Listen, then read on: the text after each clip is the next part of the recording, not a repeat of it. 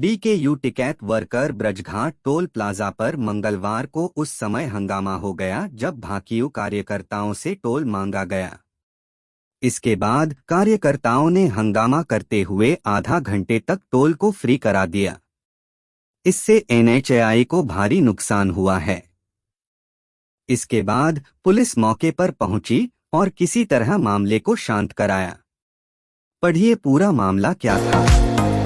सोनभद्र में एक युवक राकेश गुप्ता की हत्या उसके ससुर ललित पटेल ने सुपारी देकर कराई थी। पुलिस ने इस मामले में 4 आरोपियों ललित पटेल, विनोद कुमार गौड़, सुरेंद्र कुमार गौड़ और आशीष कुमार भारती को गिरफ्तार कर लिया है। आरोपियों से हत्या में प्रयुक्त तमंचा, चाकू, मोटरसाइकिल और मोबाइल बरामद हुए हैं। पुलिस ने आरोपियों को चोरपनिया जंगल से गिरफ्तार किया है। स्पाइटिंग on roti video. Uttar Pradesh के ग्रेटर नोएडा में थूक लगाकर तंदूर में रोटी सेंकने का मामला सामने आया तो लोगों में खलबली मच गई। उधर वीडियो वायरल होने के बाद पुलिस ने आरोपित जाने आलम को गिरफ्तार कर लिया है। साथ ही पुलिस ने एक्शन लेते हुए होटल पर ताला भी जड़ दिया है। पढ़िए आखिर पूरा मामला क्या है। Triple murder case. मैनपुरी में 12 साल पुराने तिहरे हत्याकांड के चौथे दोषी सुनील को भी मौत की सजा सुनाई गई है। इससे पहले इस मामले में 3 अन्य दोषियों को भी मौत की सजा हो चुकी है। सुनील ने दंपति की हत्या के बाद उनके नाबालिग बेटे का अपहरण कर उसकी भी हत्या कर दी थी। घटना के समय अर्चना का विवाह हो चुका था। देवरिया में बाढ़ का कहर जारी है। सरयू, राप्ती, गोर्रा और छोटी गंडक नदी का जलस्तर लगातार बढ़ रहा है, जिससे तटवर्ती गांवों के लोग चिंतित हैं। तीसरी बार देवरहा बाबा आश्रम जाने वाले मार्ग पर पानी बह रहा है, जिससे आश्रम का संपर्क टूट गया है। श्रद्धालु नरियाम गांव से वापस लौट रहे हैं। बाढ़ से कई घरों में पानी घुस गया है। येड़ा स्कीम। यमुना प्राधिकरण येड़ा की मंगलवार को बल्ले बल्ले हो गई। प्राधिकरण की जमीन 35 लाख रुपए वर्गमीटर की दर से बिकी है। इस दौरान 1000 वर्गमीटर भूखंड की सबसे अधिक बोली 28.28 करोड़ रुपए लगाई गई तो येड़ा के अधिकारियों की भी हैरान हो गए। पढ़िए आखिर ग्रेटर नोएडा में भूखंडों की नीलामी से येड़ा के अधिकारियों को कितना फायदा हुआ है। Navratri special trains. शारदीय नवरात्रि के दौरान विंध्याचल में श्रद्धालुओं की सुविधा के लिए रेलवे प्रशासन ने 22 जोड़ी ट्रेनों के अलावा 11 जोड़ी अतिरिक्त ट्रेनों का ठहराव करने का निर्णय लिया है। इन ट्रेनों में Sanghamitra express, Purushottam express, LTT Patna, PPTA superfast Howrah Jodhpur express, Jogbani Anand Vihar Howrah, Bikaner express, LTT Bhagalpur express, LTT Guwahati express, Brahmaputra mail और एलटीटी बनारस एक्सप्रेस शामिल हैं। सुप्रीम कोर्ट ने मंगलवार को बुलडोजर एक्शन पर रोक लगाने का आदेश दिया है, जिस पर समाजवादी पार्टी ने स्वागत किया है। अदालत ने कहा कि अगले आदेश तक देश में कहीं भी मनमाने ढंग से बुलडोजर की कार्रवाई नहीं होगी। अदालत के इस फैसले पर सपा प्रमुख अखिलेश यादव ने प्रतिक्रिया दी है। उन्होंने कहा कि बुलडोजर एक्शन असंवैधानिक था। Rail accident. Delhi Lucknow rail मार्ग पर दबतोरा गांव के पास एक ही रात में 3 बार गोवंशीय पशुओं के ट्रेन से टकराने की घटना हुई। सद्भावना एक्सप्रेस पैसेंजर ट्रेन और इलेक्ट्रिक इंजन की चपेट में आने से 13 गोवंशीय पशुओं की मौत हो गई। हादसे के बाद रेल मार्ग बाधित हुआ और मालगाड़ी व अन्य ट्रेनों को रोकना पड़ा। इस हादसे पर साजिश की आशंका जताई जा रही है। डायल 112 पर कॉल करने के बाद अब पीआरवी जल्द से जल्द मौके पर पहुंचेगी। उन इलाकों में पीआरवी को हमेशा मुस्तैद रहने का निर्देश हुआ है जहां से ज्यादा कॉल आई है। कस्या, पडरौना सहित 10 जगहों पर पीआरवी को ज्यादा सक्रिय रखा जाएगा।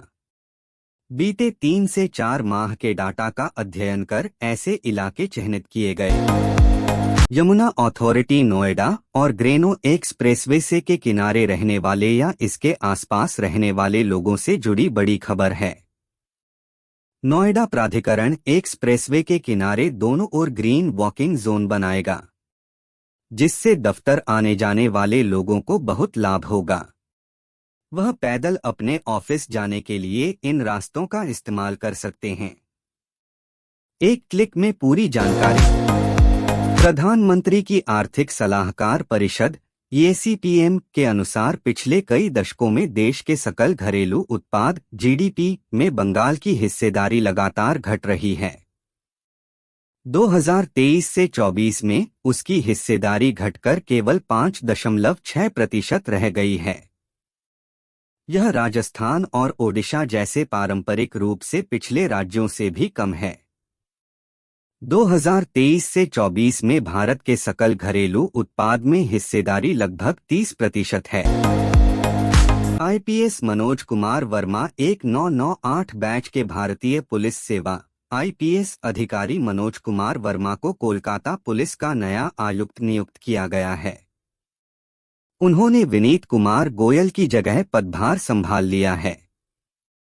विनीत कुमार गोयल का पश्चिम बंगाल पुलिस के विशेष कार्यबल एसटीएफ में अतिरिक्त महानिदेशक एडीजी के पद पर स्थानांतरित किया गया है।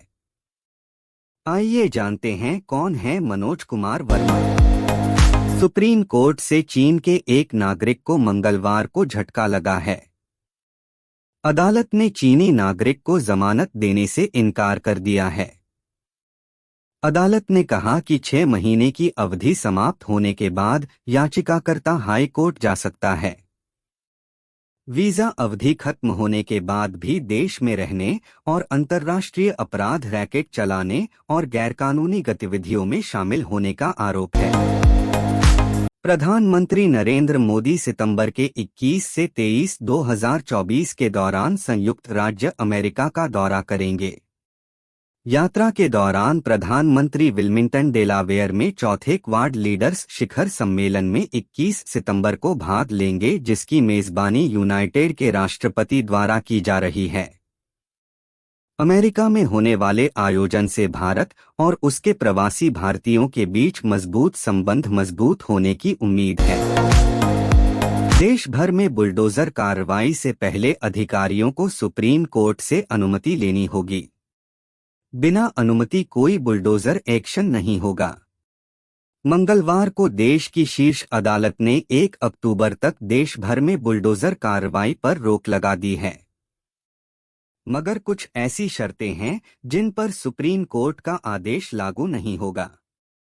उल्लंघन होने पर सरकार बुलडोजर एक्शन ले सकती है।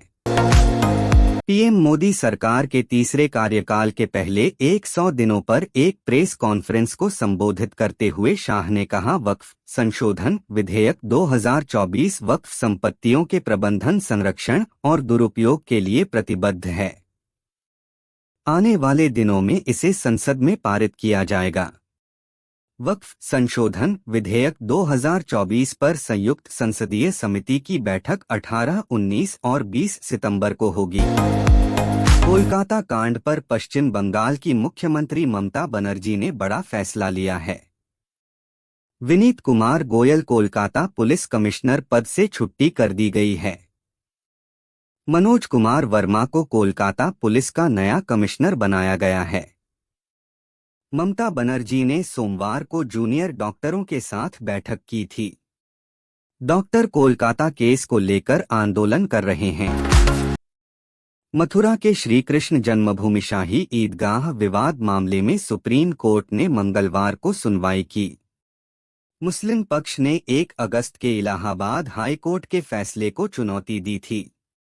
शीर्ष अदालत में मामले की अगली सुनवाई 4 नवंबर को होगी। हाई कोर्ट में मामले की सुनवाई जारी रहेगी। सुप्रीम कोर्ट ने नोटिस जारी कर जवाब मांगा है। बता दें कि हाई कोर्ट ने मुस्लिम पक्ष की आपत्तियों को खारिज कर दिया था।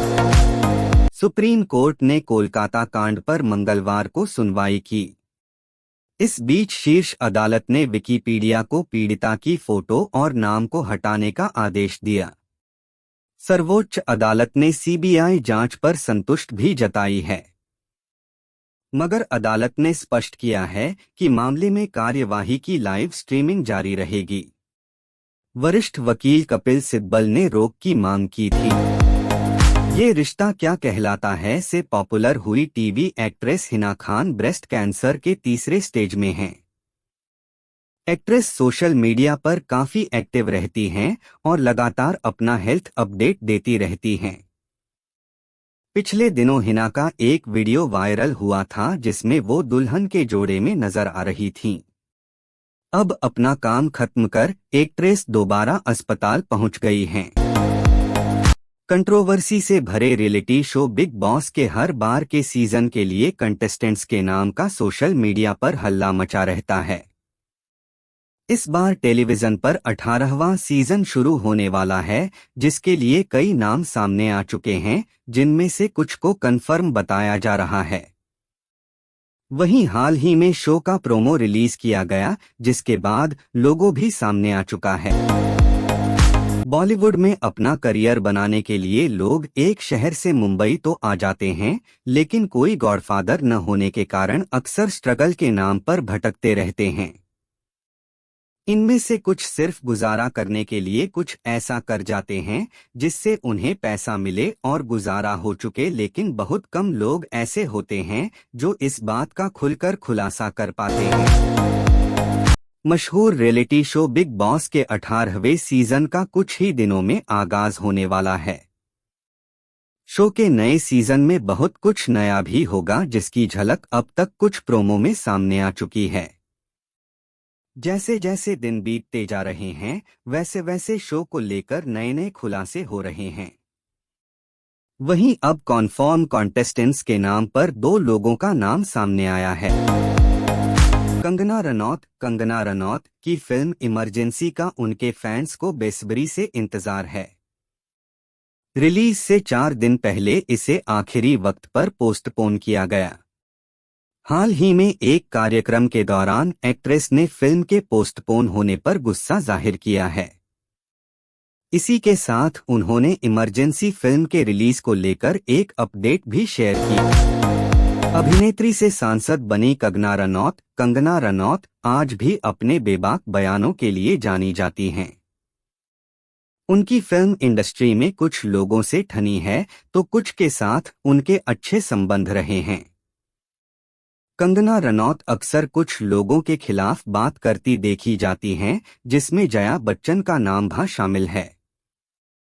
अक्सर उन पर प्रहार करने वाली कंगना ने उन्हें लेकर फिर कुछ कहा है।